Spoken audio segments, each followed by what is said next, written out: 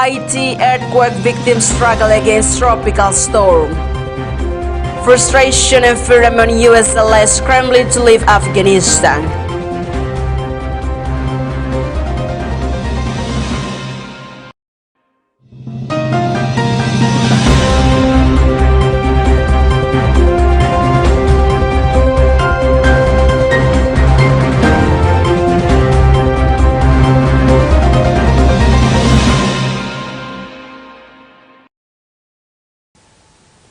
Viewers, welcome back to TV Education Timor in the Voice of America News.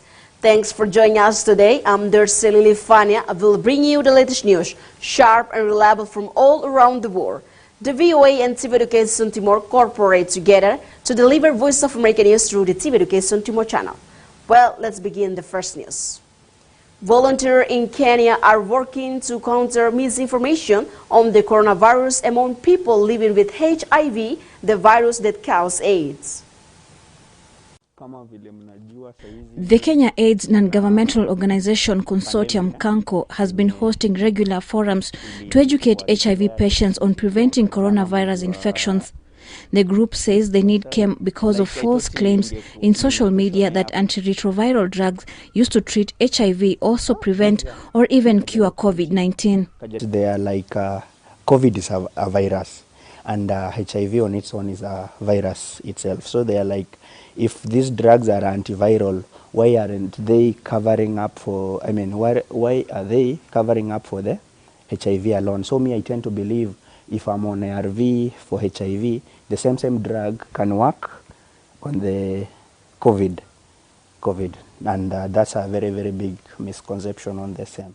HIV patient Jen, not her real name, has been using antiretroviral drugs ARVs for 5 years.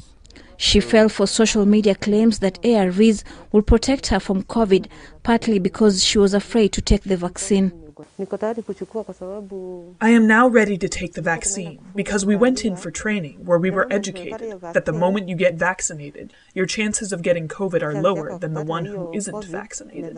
Kenyan authorities are campaigning to counter the falsehood through community sensitization and media. We've been especially using our social media pages to try and highlight frequently asked questions. We want to improve that by trying to make it a little bit lively, so that people can engage with one or two people who are able to answer real-time any kind of misinformation they may be having. KANCO's Key Population Project has also been reaching out to HIV patients. We went through a process of trying to reach out to people, even in their homes, using the peers. And in our health centers, we have within the static sites, we have a clinician or the counselors who were charged with the responsibility of conveying correct information about COVID as part of their routine service delivery. Activists and authorities hope to reach the estimated 1.5 million Kenyans living with HIV with accurate information on coronavirus. Victoria Amunga for VOA News, Nairobi. Taliban fighters patrolled streets and main checkpoints in central Kabul on Tuesday 17, day after the swift takeover of Afghanistan's capital.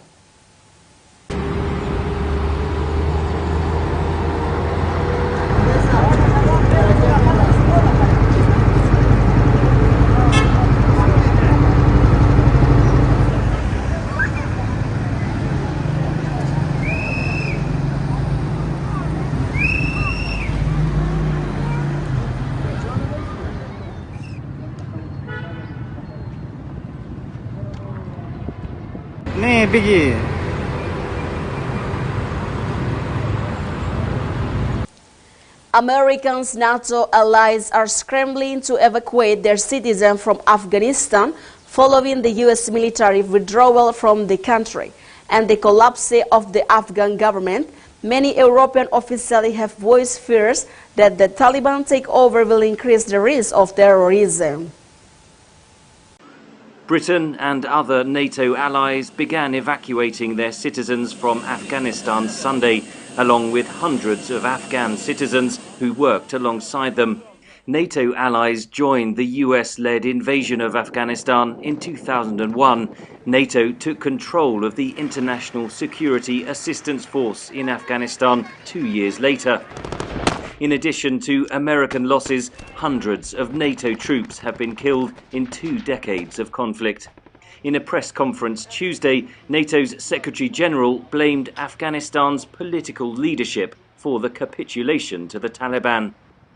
Ultimately, the Afghan political leadership failed to stand up to the Taliban and to achieve the peaceful solution that Afghans desperately wanted. The failure to achieve that solution could have wider implications for NATO, says analyst Natasha Lindstedt. I think NATO might return to more limited aims of just trying to maintain stability and deter rather than to engage in these grand interventions. Britain's Defence Secretary blamed the collapse of the Afghan government on the 2020 deal struck with the Taliban by former US President Donald Trump. It was done directly to the Taliban. It didn't involve the Afghan government, so fatally potentially undermined the government of that day. We as international partners found it uncomfortable because we had deployed through a US framework. We hadn't deployed in a unilateral manner. So when they pulled that framework, that we had to leave. But many have also criticised the manner of the US withdrawal. It was very abrupt and it wasn't coordinated, and there wasn't much consultation at all with from Biden and his administration with its NATO allies. French President Emmanuel Macron warns the collapse of the Afghan government would have major consequences for the entire international community. Terrorist groups are present in Afghanistan and seek to profit from the destabilization. That threat extends beyond the region and has implications for the global fight against terrorism, say analysts. I think there's going to be an undoubted sense of wind of victory blowing through the sails of jihadists around the world as they say, look, victory is attainable. This isn't a hopeless struggle. Keep to the fight, stick to your beliefs, and 20 years later, you can end up winning this war. And I think that narrative will carry them forwards for some time into the future. European leaders have also warned of a new influx of Afghan refugees. Several thousand Afghan asylum seekers remain stranded on the Greek island of Lesbos. They staged a protest Monday against the Taliban takeover. What will happen now in Afghanistan for young generation, for children, for women's rights, for everything? Everything are destroyed by Taliban. Questions that remain unanswered as Western nations rush to leave and the Taliban retakes the reins of power in Afghanistan. Henry Ridgewell for VOA News, London. Haitians seeking shelter following a deadly earthquake had to contact with Tropical Storm Grace on Tuesday, August 17, as it flooded and ripped at their makeshift homes.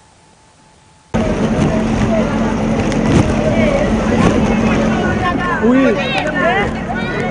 Petit badé.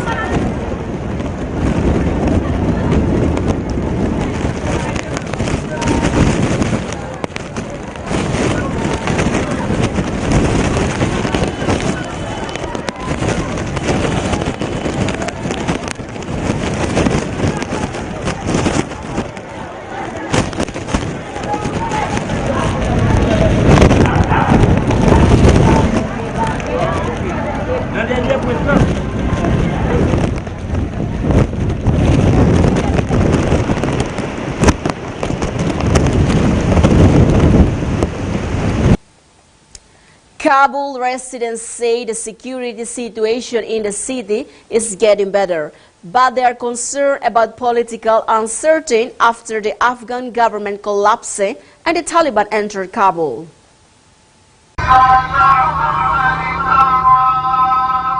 Taliban fighters drive a police vehicle in Kabul city. On the third day since its fall, Kabul is calm. In general, the situation is very good. I'm a resident of Kabul. I'm not worried, and people should not be worried. The Taliban entered Kabul on Sunday after the Afghan president fled and government collapsed. The militant group says its fighters entered the city to provide security. Thank God the security is provided. There is no problem. The Mujahideen of the Islamic Emirate are patrolling everywhere. Residents of Kabul, however, are seeing some problems. Thank God the security situation is normal. People face many problems. There are thieves stealing cars. They have to provide security. Despite the Taliban's assurances, residents are concerned that there is no government. People are out on the streets. There is no problem. They announced that people can return to normal life and they can work. But there is fear and uncertainty. Locals want the government services to resume. The only concern that people have is unemployment. The Taliban should announce a government so that people return to work. The Taliban announced Tuesday a general amnesty for government officials, urging them to return to work.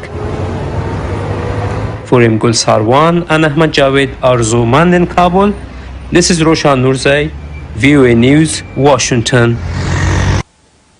United States soldiers stand guard as Afghan people wait at the Kabul airport in Kabul on August 16, 2021, after stunningly sweet led to Afghanistan 20-year war. As thousands of people mobbed the city airport trying to flee the group fear headline brand. As he watches circumstances in Afghanistan unfold on the TV at his home in Missouri, veteran Steve Hutcherson is in shock. It's difficult to watch. I mean, you've seen the old videos of the fall of Saigon and everything, and it's kind of eerily similar. That we spent so much in human lives and national treasure to maintain what we have, and then you see it all gone just in a flash. Afghanistan's return to Taliban control is a personal setback for Hutcherson. 564, roger, maintain VFR. He was among the first wave of uniformed U.S. military forces sent to the country in early 2002, working as an air traffic controller at Bagram Airfield, coordinating Allied aircraft in combat and support missions aimed at eliminating terrorists. He believes the U.S. met its objective. All we can say that we know for sure is the result, and the result was that we've been safe for the last 20 years. But he also thinks the U.S. effort to build a democratic Afghan nation was an unwinnable war. You're trying to fight an idea. You don't fight an idea, with weapons and stuff. I guess the shocking part to me is how quickly everything happened. Rhonda Lawson watched the rapid fall of the Afghan government from her home in Maryland. Nearly 20 years ago, her home had been Bagram Airfield, serving as a non-commissioned officer for a U.S. Army Mobile Public Affairs Detachment. In Afghanistan, she witnessed U.S. efforts to train a new Afghan National Army.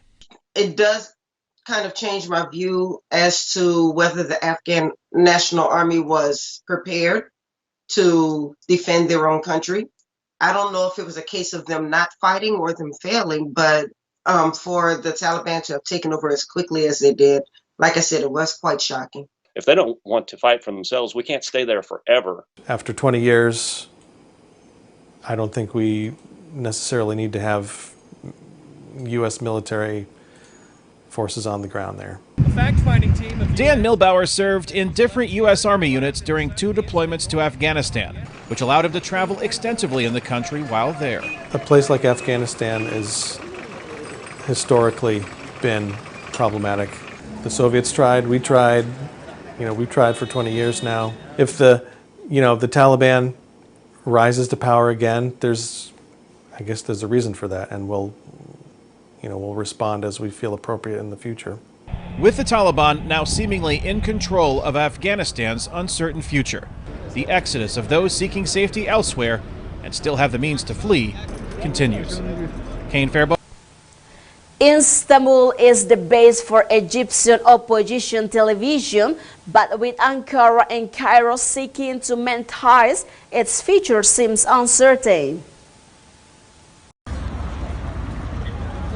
Istanbul is the center of Egyptian opposition television. 3 stations are based here, among them El Sharq, which broadcasts a mix of news and cultural programs.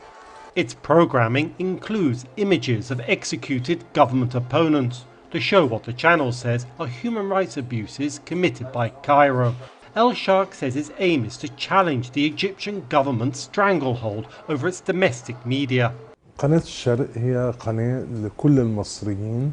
Al Sharq TV is a channel for all Egyptians. It expresses different political trends. Although it's a liberal channel, we seek the truth, especially in this period when the Egyptian media expresses only one voice. صوت واحد فإحنا صوت الشعب المصري. El Sharq broadcasts by satellite and internet and claims to reach millions of Egyptians daily. Turkish President Recep Tayyip Erdogan has been a strong critic of Egyptian President Abdel Fattah al-Sisi after he overthrew Ankara's close ally, Mohamed Morsi, in 2013. Morsi, who led a party affiliated with the Muslim Brotherhood, was elected president in 2012, but ruled for just over a year. Egyptian and Turkish diplomats are now seeking to mend relations, with Cairo accusing the opposition TV channels in Istanbul of promoting terrorism. Curtailing their broadcasts is a key demand. If we want to be dialogue, we have to pay attention to the proposals. So we know that as a result of in terms of the law, in terms of the rule of law, there have to be respect, and they will be control some of the broadcasting activities. The Turkish government has already demanded that the opposition TV stations tone down their criticism of the Egyptian regime. Stations like Al Sharq are carefully watching the Turkish-Egyptian rapprochement efforts, aware they could pay the price for improving ties. هو غير منشغل بمصالح اقتصادية، هو غير منشغل بمصالح سياسية. The Egyptian regime doesn't seek political or economic interests from Turkey. All they want is to muffle the voices of our channels. We now must have a more cautious approach in our work without affecting our opposition stance to the regime. If there is a further escalation in the situation in the future, maybe we will seek to work from a different country. قال إلى بلد آخر أو إلى دولة أخرى. Yet it's unclear where stations like Al Sharq can go.